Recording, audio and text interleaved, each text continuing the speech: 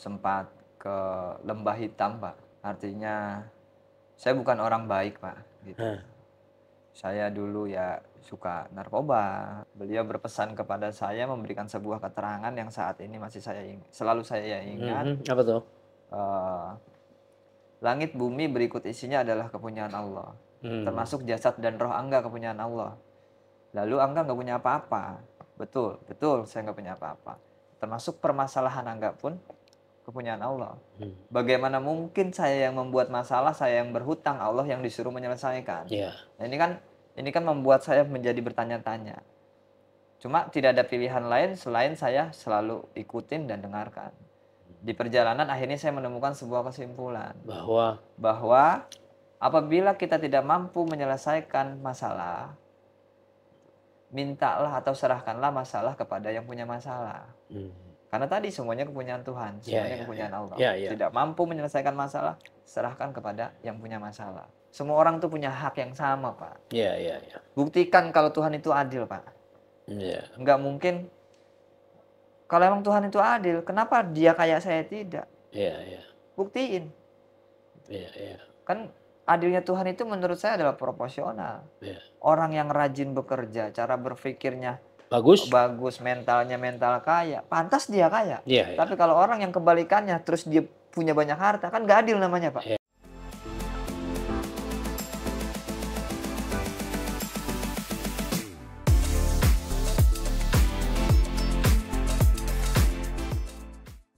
Sobat Panangian, kali ini saya mendatangkan seorang, ya boleh saya katakan ini manusia ajaib ini. Karena apa? Saya sebagai guru yang mendirikan Panangian School of Property, belum pernah menemukan seorang personal yang jadi developer tapi memiliki sejarah yang unik. Nah, nanti akan kita tanya dan dalami ya. Tapi yang jelas, namanya adalah Angga Budi Kusuma.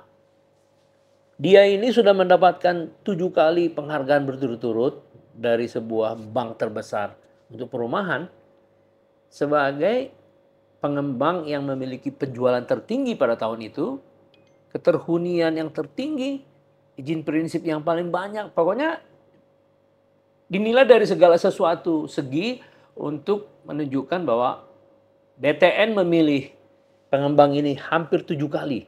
Bukan hampir, sudah 7 kali. Cuman kalau tahun ini diadakan jadi 8 kali. Mudah-mudahan tahun ini diadakan ya. Kebetulan juga saya bekerja di bank itu. Nah, siapa lagi kalau bukan Angga Budi Kusuma. Selamat datang, Bung. Saya dari udah berapa ya tahun lalu ya pernah ya. Cuman karena belum pernah cocok waktunya ya. Ternyata sekarang lah yang cocok waktunya.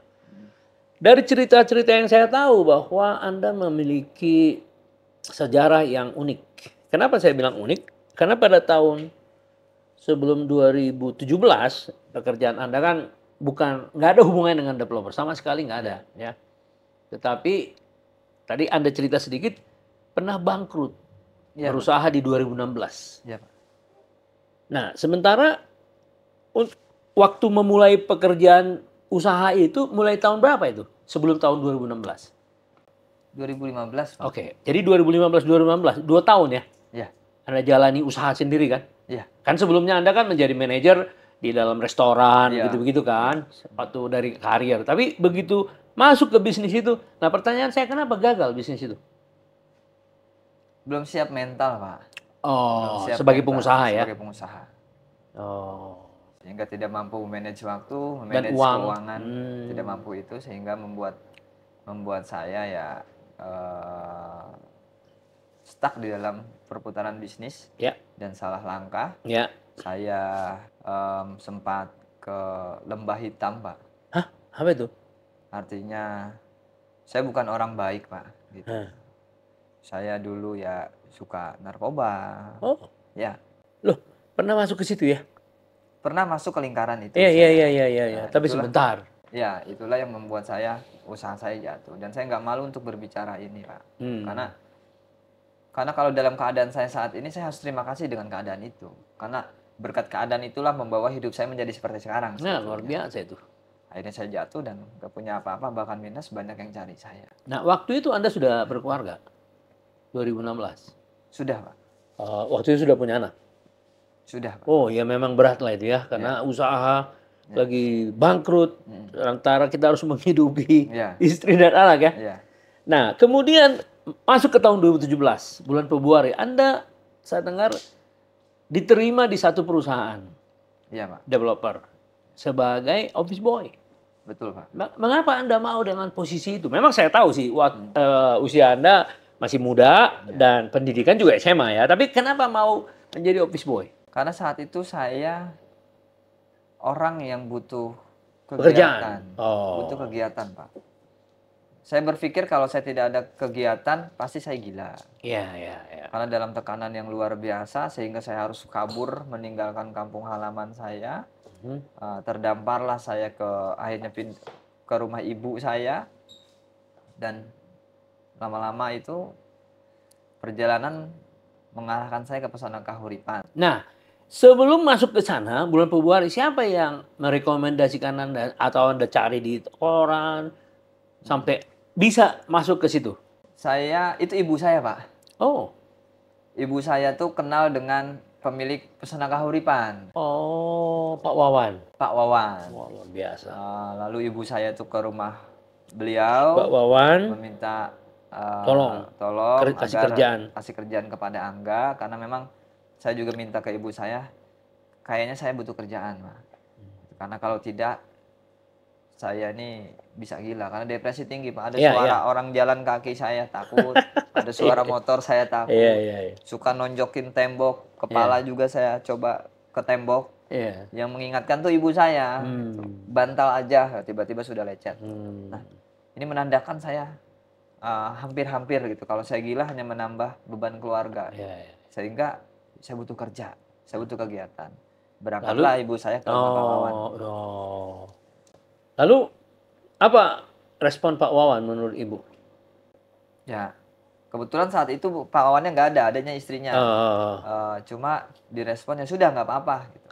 Nah, akhirnya datang aja ke kantor. Iya, datang aja ke kantor. Akhirnya saya ke kantor.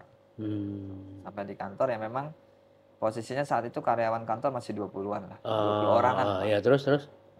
Saya diterima dengan baik sama teman-teman semua, dan Pak Wawan panggil saya. Gimana enggak, ada apa enggak? Gitu. Saya butuh kerjaan, Pak, butuh kerjaan. Sudah. Akhirnya saya berbicara tentang permasalahan hidup saya sama Pak Wawan. Gitu. Saya sedang begini, saya sedang dicari orang, saya sedang punya masalah yang saya nilai saat itu berat, dan nggak mungkin saya bisa menyelesaikan masalah ini. Ya, Pak Wawan merespon dengan baik, Pak. Beliau berpesan kepada saya, memberikan sebuah keterangan yang saat ini masih selalu saya ingat. Apa tuh? Langit bumi berikut isinya adalah kepunyaan Allah. Termasuk jasad dan roh Angga kepunyaan Allah. Lalu Angga nggak punya apa-apa. Betul, saya nggak punya apa-apa. Termasuk permasalahan Angga pun kepunyaan Allah. Bagaimana mungkin saya yang membuat masalah, saya yang berhutang, Allah yang disuruh menyelesaikan. Nah, ini kan membuat saya menjadi bertanya-tanya. Cuma tidak ada pilihan lain selain saya selalu ikutin dan dengarkan. Di perjalanan akhirnya saya menemukan sebuah kesimpulan. Bahwa apabila kita tidak mampu menyelesaikan masalah, mintalah atau serahkanlah masalah kepada yang punya masalah. Karena tadi semuanya kepunyaan Tuhan, semuanya kepunyaan Allah. Tidak mampu menyelesaikan masalah, serahkan kepada yang punya masalah. Nah, satu kesimpulan itu saya dapat. Lalu orang yang kategorinya menyenangkan Tuhan adalah ibadah apa yang Tuhan senangi, kan gitu. Itu secara spiritual yang diajarkan kepada saya. Ya, salah satunya adalah menyenangkan orang lain. Karena kalau kita menyenangkan orang lain sama dengan menyenangkan yang punyanya. Maka disitulah saya mulai menciptakan satu hobi baru. Hobi saya adalah menyenangkan orang. Nah, di situ saya selalu cari kebetulan saya butuh kegiatan, Pak. Butuh kegiatan agar tidak gila tadi. Motor karyawan saya cuciin, dapur saya bersihkan, kamar mandi saya bersihkan, saya nyapu, ngepel, kaca saya bersihkan. Ada tamu bikinin kopi. Kopinya habis saya tawarin lagi. Di sini ini lap nih, Pak.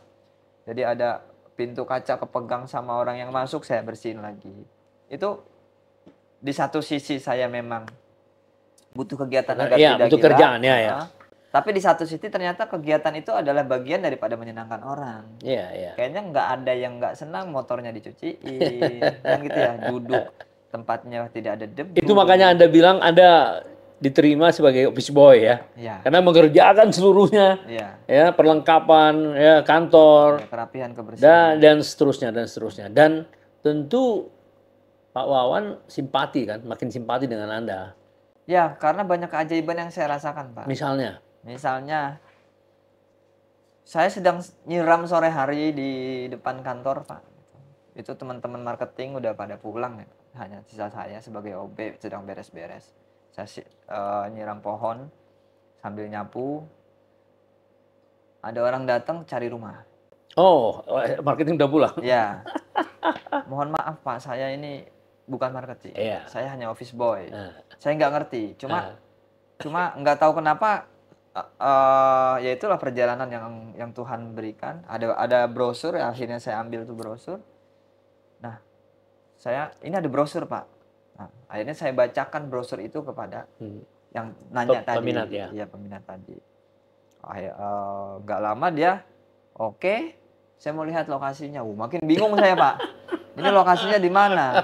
Akhirnya saya ajak ke lahan yang kosong. Oh, Pak, kayaknya di situ nanti dibangun. Kayaknya di sini nanti dibangun.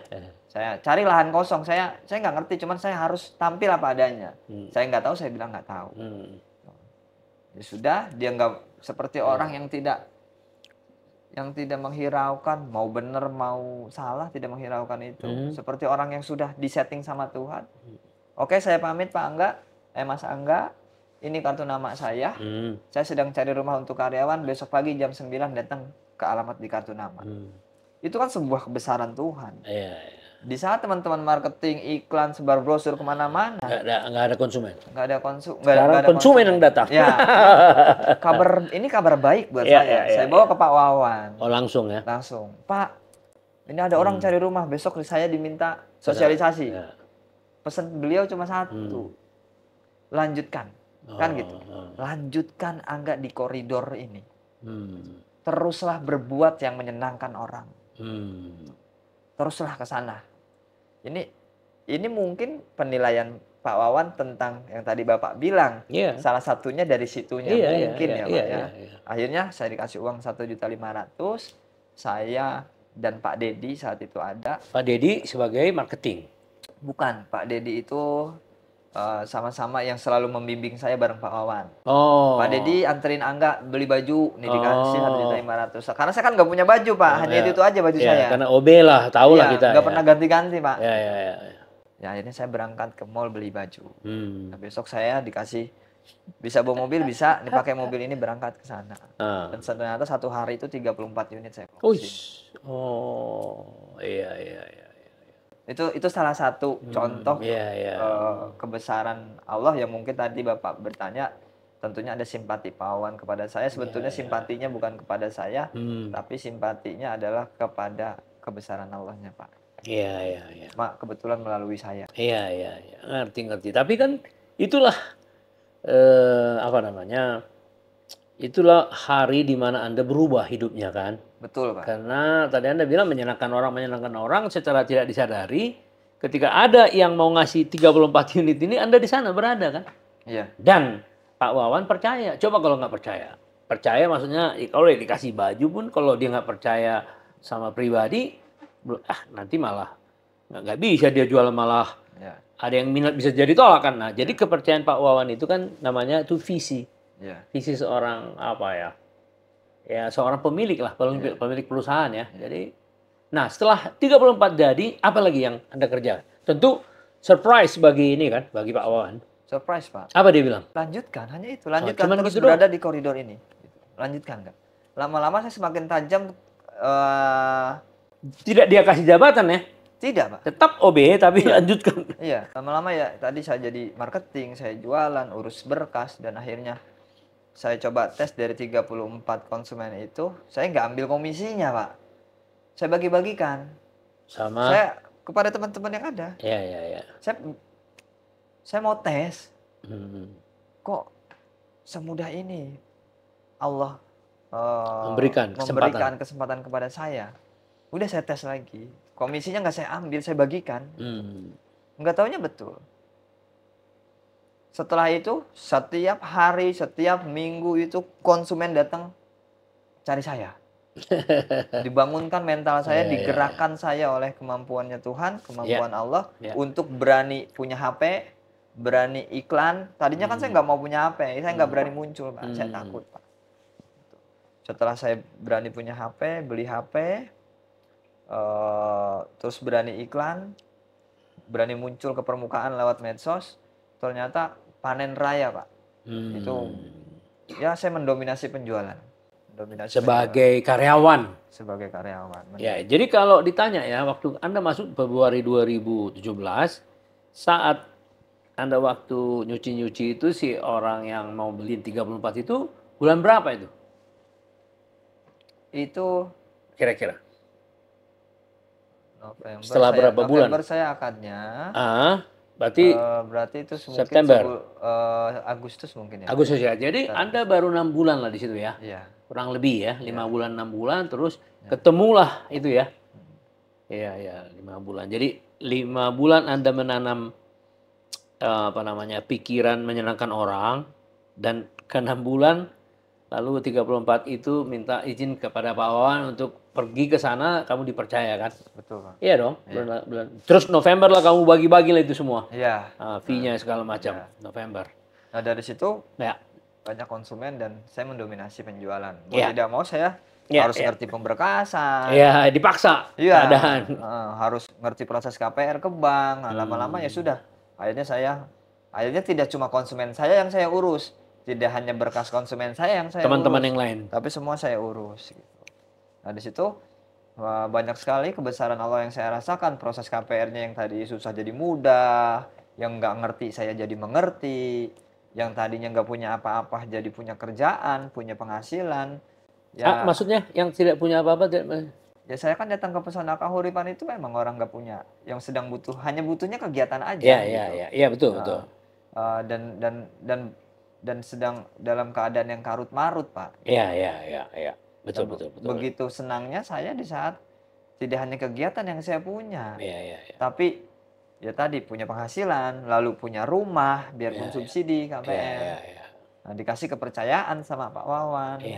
Itu kan sebuah hal yang luar biasa menurut saya. Dan setelah November 2027, itu kan unit masih 34, masih puluhan lah ya. Meranjak pada 2018. Dan menurut cerita tadi 600 unit kamu bikin ya? 600, Pak. Itu untuk semua perusahaan itu ya? Iya. Tapi pada waktu itu kamu sudah diangkat jadi direktur? Belum, Pak Pak. Wawan. Oh, belum juga? 2018 awal itu kan. Oh iya, oke, masih awal. Posisinya saya masih marketing, Pak. Iya, marketing. Sampai Agustus baru diangkat? Iya. Berarti penjualan di Agustus itu dari 600 sudah berapa kira-kira? Ya mungkin 300-an. Ya udah setengah ya. Jadi itu yang membuat Pak Wawan semakin yakin ya. Mungkin itu, Pak. Ya dong. Ya. Akhirnya kamu diminta jadi direktur dan langsung dikasih saham. Ya. Berapa persen? 60. 60 ya, luar biasa itu. Terus apa respon Anda setelah dikasih saham itu? Kan tentu tanya sama dia kan, kenapa gue dikasih saham? Ya saat itu saya hanya senang dan saya bertanya kepada Pak Dedi tadi. Iya. Pak Dedi tadi kan Pak Wawan meminta saya jadi direktur di PT. Iya, milik dia. Ya, pokoknya milik dia. Pak Dedi mentor kamu di perusahaan itu. Saya tanya, Pak, kenapa Allah baik banget sama saya? Iya. Saya punya rumah, saya dapat reward dari BTN ke Eropa. Iya. Gitu. 2019 tuh saya dapat berangkat ke Eropa tuh, Pak. Ya, tapi kan penjualan 1.300 kan? Yang tertinggi sejumlah dari debitur BTN kan? Ya, terus. Tapi 2018 kan itu dapat penghargaan berangkat Pak saya ke Eropa. Oh, 2018 ya? Terbaik ya. Itu berangkat ke Eropa. Diangkat jadi awardingnya kan awal tahun kan, Pak. Iya. Nah, kamu terus perginya jadi direktur di Agustus. Iya. Terus saya sama Pak Wawan dikasih mobil Honda Jazz. Oleh Pak Wawan. Warna kuning tuh Honda Jazz-nya. Terus saya punya rumah subsidi. Di situ juga akhirnya saya merasa Allah kok baik banget sama saya, ada apa? Nah, ini saya nanya ke Pak Dedi, Pak izin gitu. Kenapa kok Allah baik banget sama saya?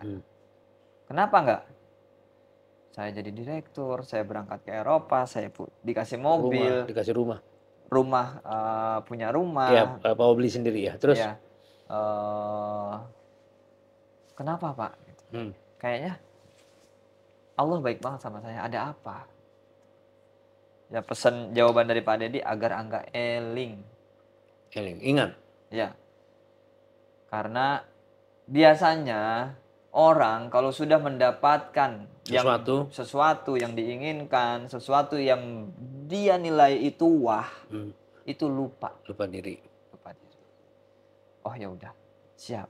Nah, dari situ menambah bekal spiritual saya. Gitu. Maka di saat Pak Wawan kasih jabatan saya sebagai direktur, saya tidak ada rasa apa-apa saat di situ. Karena sudah terjawab rasa bingung saya kenapa Tuhan baik sama saya sudah terjawab oleh tadi. Pak Dedi. Iya. Punya statement ya. Oh, jadi 2018 Anda direktur bulan Agustus ya? Iya. Ya. Dan 2019 Anda buat penjualan menjadi 1.300. Iya. Double. Iya, Pak. Dari 600 jadi 1.300 ya. Nah, jadi bisa dikatakan waktu Anda membuka prestasi di 2018 ya, pergi ke Eropa dan seterusnya, Pak Wawan sudah percaya, semakin percaya lalu dikasih direktur, terus Anda ciptakan 1.300. Tadi kan udah dikasih 60% saham. Apa Pak Wawan punya perasaan setelah kamu ciptakan 2 kali lipat? Jadi 1.300 pada waktu 2019. Ya kalau saya nilai pasti rasa senang, rasa bangga ada. Betul, ya pasti gitu dong. Ya. Cuma tolak ukurnya Pak Wawan adalah bukan ke bisnis, Pak. Oh. Gitu. Tolak ukurnya beliau itu adalah cara berpikirnya. Ya. Jadi perilakunya Angga, cara berpikirnya Angga, mungkin dinilai satu visi misi dengan beliau. Gitu. Kan kalau mendengar keterangan dari beliau tidak boleh ada pengakuan, kan gitu. Terus berbicara ibadah yang Tuhan senangi, kan gitu. Ya itu kan secara spiritual beliau itu pengen ada yang mempunyai paham yang sama tentang ini. Dan begitu saya menjalankan ini, beliau menyaksikan sendiri kebesaran Allah, kebesaran Tuhan melalui kejadian-kejadian yang menimpa saya. Tadi tiba-tiba lagi nyiram ada orang cari rumah, terus tiba-tiba penjualannya banyak, tiba-tiba saya jadi direktur. Nah, beliau memperhatikan perilaku saya. Tidak berubah. Tetap menyenangkan orang. Ya. Nah, saya rasa sih yang lebih mendominasi kenapa Pak Wawan memilih saya kayaknya perihal tersebut kayaknya. Terus ibu kamu sangat bahagia ya? Luar biasa. Karena dia yang menitipkan kamu dari kerjaan jadi office boy. Luar biasa. Iya ya. Luar biasa bahagia. Nah, kemudian perjalanan tahun 2020, 2021, penjualan 2.400 kan? Ya. Dan kamu udah diangkat tadi jadi direktur utama ya? Iya dong, tahun 2022 kan? Kamu 2.400 penjualan kan? Sudah 2 kali lagi dari 1.300. Nah, kemudian kamu dikasih saham lagi tambahan. Jadi 100%. Ya sebetulnya 100% sih tidak, Pak. Jadi sahamnya Pak Wawan semua diserahkan ke saya. Dia mundur dari kursi direktur utama. Oh, kamu menggantikannya direktur utama, lalu? Ya sahamnya semua ke saya, sahamnya Pak Wawan. Kalau berbicara saham, tapi saya kan nggak ngerti. Dibilang nggak ngerti nggak mungkin, kan gitu. Saya nggak mau ngerti. Karena saya sadar, saya berangkat di situ nggak punya apa-apa. Sehingga? Ya saya beranggapan saat ini pun nggak punya apa-apa. Jadi nggak tertarik kamu dengan tawaran-tawaran. Luar biasa.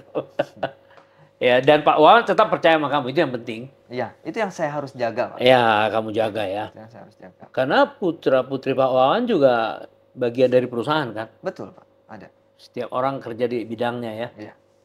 Nah, sekarang sudah berapa karyawan yang bekerja sehari-hari di Pesona Kauripan? Iya, Pesona Kauripan. 400, Pak. Wah, Lebih. waktu kamu dulu masuk cuma 20 kan? 20. 20 kali lipat ya. Ya.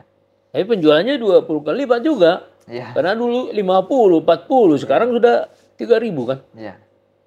Nah, kemudian tahun ini kamu punya target 3.600 kalau nggak salah. Betul, Pak. Luar biasa itu ya. Ya. Mungkin nggak dicapai karena kan ini sudah 6 bulan. Masih mungkin. Masih mungkin ya. Dan tahun depan? Tahun depan 6.000, Pak. 6.000 ya, luar biasa. Tahun depannya lagi? 10.000. Wah, luar biasa. Dan kamu nggak perlu pinjam uang ke bank untuk membeli tanah? Pinjam, Pak, saya. Oh, pinjam juga ya. Oh, Pinjam. iyalah. Bank BTN. BTN, Pak. Oh, jadi senang juga Bank BTN ya. Bank satu-satunya buat Pesona Kahuripan itu BTN, Pak. Kenapa bisa gitu? Jadi BTN sekarang ya. Kayaknya ada sejarah. Ada sejarah, Pak. Ya. Kita lahir, dibesarkan, dibina oleh BTN, Pak. Oh. Dan kita nggak akan lupa riwayat. Ya, ya. Maka sejauh ini kesetiaan kita terhadap BTN terus kita pegang. Ditambah lagi banknya KPR menurut saya ya hanya BTN. Ya, karena berbicara bisnis jangka panjang, BTN sudah teruji di KPR, Pak. Ya, ya. Nah, jangan sampai nanti konsumen kini cicilannya lunas, Pak. Begitu mau ambil sertifikat, banknya sudah nggak ada. Oh. Itu kan repot, Pak. Kasihan. Iya, iya. Repot ngurus-ngurusnya karena sudah ada kejadian seperti itu. Iya, ya, saya dengar-dengar juga gitu. Ya. Kalau BTN kan kayaknya sudah teruji, Pak, di sana. Ya. Nah, saya mendengar kamu mau masuk Fakultas Hukum, ya. Kenapa kamu ambil jurusan hukum? Awalnya sih mendengarkan pendapat dari Pak Wawan. Oh. Mendengarkan suatu saat nanti kita butuh orang hukum, Kak. Tapi yang mempunyai visi misi yang sama. Pada umumnya itu kan kebanyakan lawyer. Ya ada yang salah, jadi terus diproses hukumnya, dikejar sampai orang itu dihukum. Pada umumnya kan seperti itu. Ya. Dan Pak Wawan nggak setuju dengan cara-cara itu. Setuju dengan cara-cara itu. Lebih baik duduk bareng. Yang ngalah itu adalah pemenang. Ya. Bukan yang menang pemenang itu, tapi yang ngalah di mata Tuhan itu yang pemenang. Nah, tapi fondasi-fondasi hukum kita harus punya, harus tahu. Gitu. Maka dari situ saya terpanggil, ya sudah saya saja yang berangkat untuk kuliah hukum. Kata apa respon Pak Wawan? Ya bagus. Oh ya. Bagus, itu lebih bagus. Karena nggak perlu bukan dari orang lain tapi dari kita sendiri, Kak. Kita butuh orang itu, dan kalau kita sendiri yang paham perihal hukum, kan gitu. Visi misi kita kan sudah tahu mana. Jadi saya kira setelah Anda sudah diangkat direktur, jadi 7 tahun lah sekarang ya. Sejak dia direktur utama jadi 3 tahun ya. 3 tahun direktur utama. Jadi artinya secara prinsip bahwa Pak Wawan sudah menyerahkan sepenuhnya sama kamu masa depan dari perusahaan ini ya. Secara prinsip ya, Pak.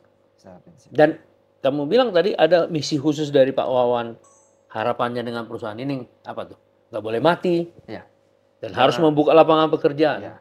Pesan beliau yang berulang kepada saya itu jangan sampai di saat beliau nggak ada, perusahaan ini bubar, selesai. Kan gitu. Saya oke, siap.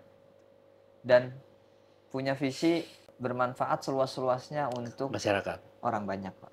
Untuk masyarakat. Ciptakan lapangan pekerjaan seluas-luasnya. Khususnya bagi yang tidak diterima di perusahaan lain. Nah, kita mah tanpa syarat. Nah, untuk bisa seperti itu kita harus besar. Nah, sehingga nanti kita buka usaha di kota A, kota B, kota C, satu kota itu bisa menyerap 1.000-2.000 tenaga kerja. Gimana caranya? Kita harus besar. Nah, kebetulan Tuhan sekarang sedang memerankan kita memulai usaha menuju tujuan itu di properti, di developer. Berarti besarkan dulu developernya. Pohonnya anggap saja Pesona Kahuripan. Besarkan pohonnya. Kalau pohonnya sudah besar, buahnya itu untuk menciptakan usaha baru. Buahnya untuk menciptakan usaha baru. Usaha baru contoh? Ya apa saja. Misalkan kita pernah terpikir untuk buka usaha jualan bakso. Jualan bakso, kita bikin dapur yang besar, lalu bikin 1.000 gerobak. Ya sudah. Baksonya dari kita, gerobak itu orang-orang jualan Ya nggak usah besar-besar ke kita. Mungkin satu mangkok dijual 10.000, serahin ke kita, ya udah 2.000, 3.000. Nggak apa-apa, yang penting modalnya. Gitu. Jadi orang itu punya kegiatan usaha sendiri. Usaha sendiri, lama-lama sudah tahu resepnya, udah bikin sendiri. Kalau orang bikin sendiri, buka usaha sendiri. Terus kepikiran juga untuk buka sub-sub usaha anak-anak developer. Karena untuk mencapai 10.000 unit itu kalau satu lokasi berat sekali, Pak. Iya. Tapi kalau 10 lokasi cukup, satu lokasi 1.000, satu tahun 1.000 dikali 10 lokasi itu 10.000. Artinya di kota A, kota B, kota C, di situ 1.000 unit proyeknya, menciptakan minimal pasti 100 lapangan kerja. Tenaga kerja. Kota B 100, kota C 100, kota D 100. Kalau ada 10 kota kan 1.000. Iya, luar biasa 1.000 itu. lapangan pekerjaan, ya target kita 10.000 per tahun itu kan akan tercapai. Ditambah lagi kita menciptakan pengusaha-pengusaha baru. Orang-orang yang ikut saya saat ini, yang ada di gerbong saya, nggak boleh jadi karyawan, Pak. Ini harus jadi pengusaha. Nanti kita siapkan. Pengusaha kontraktor. Developer, Pak. Kita siapin. Kamu cari lahan di kota Serang, 10 hektar, terjadilah 1.000 unit. Kamu belajar, pelajari konturnya, lalu harganya, bukti kepemilikannya, perizinannya. Kalau oke, ini uangnya ada di saya. Oke, bayar ke pemilik tanah, transaksikan. 50 miliar misalkan, 10 hektar. Nah, kamu jadi direktur di situ. Jadi pengusaha di situ. Kamu sedang mengelola usaha 1.000 unit rumah. Habiskan dalam waktu 1 tahun. Bisa nggak? Kan gitu. Kalau bisa, silakan jalan. Nah, 1.000 unit 1 tahun. Saya modalin 50 miliar untuk pembebasan lahan. Modal kerjanya dari mana, Pak?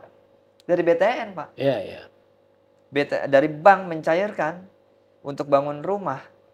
Setelah setahun proyek itu selesai, adalah uang 100 miliar. Anggap saja punya margin, punya keuntungan 50 miliar. Kan gitu. Kembalikan modalnya 50 miliar ke saya, 50 miliar lagi ini sebagai keuntungan, ambil 10% untuk pengelola. 5 miliar, Pak.